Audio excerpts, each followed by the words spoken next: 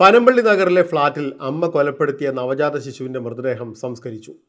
പുല്ലേപ്പടി പൊതുശ്മശാനത്തിൽ പോലീസിന്റെയും കൊച്ചി കോർപ്പറേഷന്റെയും നേതൃത്വത്തിലായിരുന്നു സംസ്കാരം. വിടരും മുമ്പേ കൊഴിഞ്ഞ കുരുന്നിനെ സല്യൂട്ട് നൽകിയാണ് പോലീസ് യാത്രയാക്കിയത്.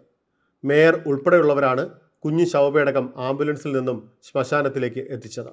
പിന്നീട് പോലീസ് ഉദ്യോഗസ്ഥരും പൊതുപ്രവർത്തകരും നാട്ടുകാരും ശവമഞ്ചത്തിൽ പുഷ്പങ്ങൾ അർപ്പിച്ചു. ചിലർ കളിപ്പാട്ടങ്ങളാണ് പേടകത്തിന് മുകളിൽ വെച്ചത്. തുടർന്ന് ശ്മശാനത്തിൻ്റെ ഒരു കോണിൽ ഒരുക്കിയ വിശ്രമസ്ഥാനത്ത് അവനെ അടക്കി. പലപ്പോഴും വലിയ ആളുകൾക്ക് കിട്ടുന്ന സല്യൂട്ടാണ് പോലീസ് ഉദ്യോഗസ്ഥർ നിർബന്ധപൂർവ്വം നൽകിയത്.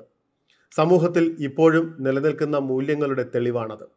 ഇക്കഴിഞ്ഞ വെള്ളിയാഴ്ചയാണ് പനമ്പള്ളി നഗറിലെ ഫ്ളാറ്റിലെ ശുചിമുറിയിൽ പ്രസവിച്ച അവിവാഹിതയായ യുവതി കുഞ്ഞിനെ ശ്വാസം മുട്ടിച്ച് കൊലപ്പെടുത്തിയ ശേഷം റോഡിലേക്ക് വലിച്ചെറിഞ്ഞത്.